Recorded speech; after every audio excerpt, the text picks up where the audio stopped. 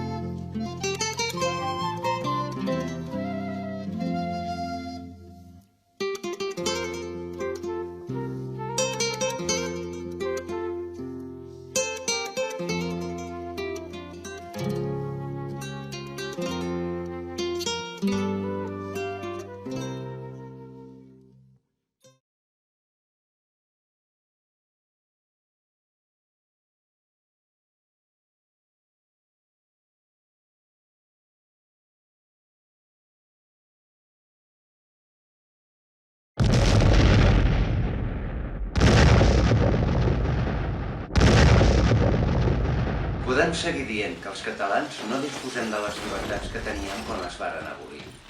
Les classes dominants i els grups hegemònics s'han anat heretant la catalanofòbia de les classes dominants dels règims anteriors. Talment com si passessin de pares a fills.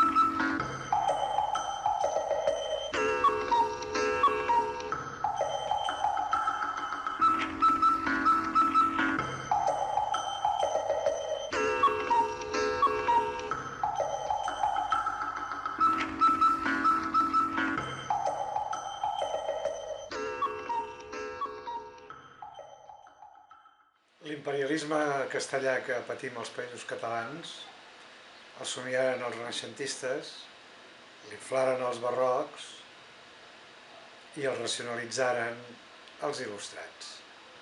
I fins aquí hem arribat.